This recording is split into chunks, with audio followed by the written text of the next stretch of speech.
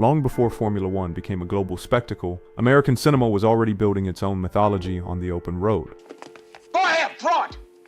It'll cost you 2 years. Some of these stories leaned into realism, others drifted toward horror or rebellion. But all of them used cars to explore something deeper: control, freedom, danger, or desire. These are the films that turn vehicles into characters and highways into battlegrounds.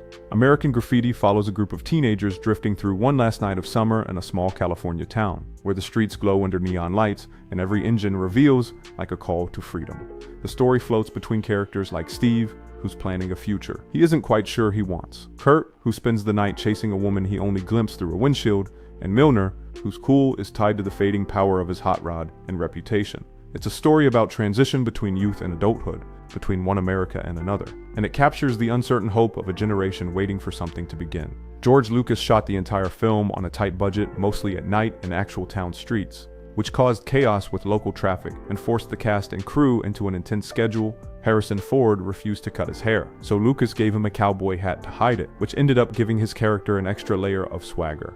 Paul Le Mat, who played Milner, accidentally punched a fellow cast member during an on-set bar fight that got out of hand and had to be separated before real damage was done. The yellow coupe broke down multiple times and had to be pushed into position between takes, and Ron Howard later admitted he took the role mostly to save up money for directing.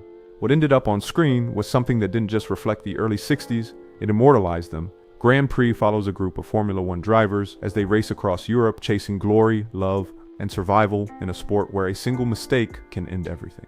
The story orbits around American driver Pete Aaron, who's desperate to reclaim his career after a crash, and includes rivalries, personal betrayals, and the quiet fear that lurks underneath all that speed. Unlike most racing films, this one doesn't rely on fiction to carry it. The realism is baked into every frame. Director John Frankenheimer didn't just film racing, he embedded his cameras inside real Formula One cars, driven by actual racers at terrifying speeds. James Garner, who played Aaron, trained rigorously and eventually drove some of the high-speed scenes himself. The shoot wasn't without danger. Cameras broke loose at over 150 miles per hour, and drivers protested when film crews got too close to live races. Filming during actual Grand Prix events, the crew had only one chance to get many shots. The split-screen editing was groundbreaking at the time, and the roar of the engines was recorded so precisely that some audiences swore it sounded more real than the actual race. Several drivers, including Graham Hill and Phil Hill, appear in the film, blurring the line between scripted drama and raw documentary. Every turn, pit stop, and wreck on screen feels like it could have actually happened, because some of it did.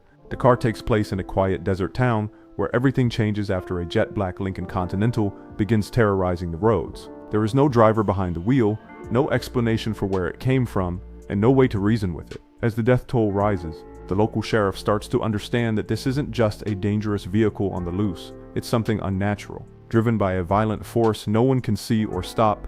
The filmmakers leaned into the eerie tone by designing 4 customized cars for different stunt scenes, each one shaped to look more beast than machine. The man behind the design was George Barris, who had already created the original Batmobile, and he gave the Lincoln a lowered roof, flared fenders, and blacked out windows that made it feel heavy, muscular, and menacing. The stunt sequences were all real, with explosive rolls and high-speed crashes pulled off on dry canyon roads using reinforced safety rigs. The film even opens with a quote pulled from the Satanic Bible, and Anton LaVey, its author, was reportedly brought in to consult. The car's horn was tuned to sound out the Morse code for the letter X, meant as a death mark for whoever it chased next. Shot in the Utah desert, the film's isolation added to the dread, and even though critics dismissed it on release, the movie slowly became a cult favorite for how seriously it treated such a bizarre and risky premise. Convoy follows a loose group of truckers who band together into a rolling rebellion across the highways of the American Southwest. Led by a cool and quiet driver known as Rubber Duck, they form a massive convoy to push back against corrupt police harassment, bureaucratic overreach, and every form of roadside injustice that gets in their way. As more truckers join, the group grows into a defiant, mile-long chain of diesel-powered resistance. The story itself is rooted in CB radio culture, but the real chaos happened behind the camera. Director Sam Peckinpah was deep in a spiral of addiction and erratic behavior by the time filming began, sometimes disappearing from set or watching from the sidelines in a haze. He was eventually stripped of control during post-production after turning in a cut that ran nearly 4 hours. His longtime friend James Coburn, officially hired to direct second unit, quietly stepped in to handle major sequences when Peckinpah couldn't. The shoot was rough, with flipped trucks, injured stuntmen, and a fiery explosion on a bridge in Needles that required coordination with the local fire department. There were thefts, damaged sets, and long delays. The iconic diner brawl alone took over a week to shoot, partly because of the scale, but also because the production was held together by duct tape and luck. Despite all that, or maybe because of it, Convoy became one of the last great outlaw trucker films, an accidental time capsule of rebellion, radio slang, and 70s filmmaking held together by chaos and horsepower. Thelma and Louise begins with two women looking for a brief escape from their lives. Thelma, a sheltered housewife, and Louise, a sharp-tongued waitress, taking a weekend road trip that quickly spirals into a run from the law. After Louise shoots a man to stop him from assaulting Thelma outside a bar, they realize there's no way the justice system will be on their side. The road trip becomes a flight toward the unknown, and their friendship turns into a lifeline. What makes the film legendary is how many risks were taken during production, both on and off screen. Susan Sarandon fought hard to preserve the now iconic ending, where the two drive off the Grand Canyon rather than be captured, resisting pressure from the studio to reshoot something softer. Gina Davis initially requested a body double for her scene with Brad Pitt, but after watching the auditions, she decided to film it herself, realizing she wanted to claim that moment rather than hand it off. The truck explosion scene that made it into the trailer was the result of a surprise detonation, rigged early by director Ridley Scott to catch a genuine reaction from actor Marco St. John, who thought it was a rehearsal. Even Thelma's baseball cap came from a real trucker Ridley met while scouting, who sold him the hat on the spot. All of that rawness bled into the film, which wasn't just about escape. It was about women taking control of the wheel, even if the road ahead led straight off the map. The Driver is about a man who speaks almost nothing but controls every inch of the road. He's a getaway driver for hire, with no name, no attachments, and no tolerance for mistakes. Each job is clinical. He arrives, drives the crew out, and vanishes. But when a persistent detective starts to close in on him, things get messier. The story feels more like a series of tense glances and engine roars than traditional plot points, which is exactly what director Walter Hill wanted.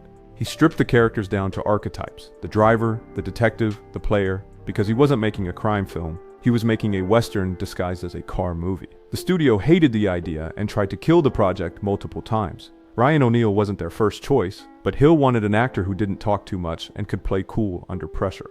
On set, the chase scenes were filmed with dangerous precision. Hill insisted on real stunts at real speeds, especially the narrow alley sequences where one wrong turn would have totaled the car and shut down the shoot. The Driver bombed in the United States, but became a cult sensation in Europe, especially in France, where audiences saw it as an existential noir. Over time, it influenced everything from Drive to Baby Driver to video games that copied its cold tone and sharp choreography. It's remembered not for what's said, but for what's left unsaid. Just a man, a car, and a world that doesn't know what to do with either. The French Connection follows two detectives trying to take down a heroin smuggling ring, but this isn't the clean-cut procedural you'd expect. Jimmy Popeye Doyle is a sloppy, obsessive cop, whose methods are as brutal as the streets he works.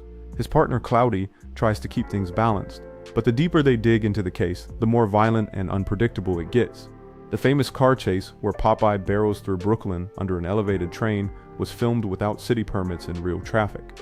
Director William Friedkin used a stunt driver for most of it, but some of the shots were done by Friedkin himself holding a camera from inside the car because no one else would risk it. One crash in the sequence was real, involving an unsuspecting driver who had no idea a movie was being filmed. Friedkin's aggressive approach went beyond just the chase. Gene Hackman carried a real gun on set to stay in character, and once got so deep into his role that extras thought he was actually a cop. The script changed constantly during production, with Friedkin rewriting scenes the night before. Much of it was shot like a documentary, using handheld cameras and ambient noise, giving it a rawness that's still unmatched. The whole film was built on tension and exhaustion, not just in the story but in how it was made. And that's what made it feel so real. Bullitt centers on a tough San Francisco lieutenant named Frank Bullitt, who's handed the job of protecting a mob witness during a high-pressure weekend before a major Senate hearing. When the witness ends up dead under suspicious circumstances, Bullitt quietly starts to dig. What he uncovers points to something more layered: pressure from politicians, mysterious inconsistencies in the witness's identity, and a case that seems to shift the more he stares at it. Steve McQueen plays Bullitt as a man of few words but constant calculation. He isn't showy, and that restraint gives the film its tension. He's not reacting for the sake of it. He's thinking through every next step while everything around him begins to spiral. The film's most famous moment is the high-speed chase through the steep hills of San Francisco, shot practically with roaring engines and no music to interrupt the realism. McQueen drove much of it himself, pushing a 1968 Mustang to its limit, while stuntman Bud Ekins handled the riskier angles. Director Peter Yates mounted cameras inside the cars and even inside fender wells to capture tight shots that hadn't been done before. The production couldn't always shut down streets, so they filmed guerrilla style and accepted real near misses. One accidental crash with a parked car was kept in the final cut. What makes the movie last is how much it trusts the audience. It doesn't over-explain anything, it just lets the pieces fall until you get the full shape.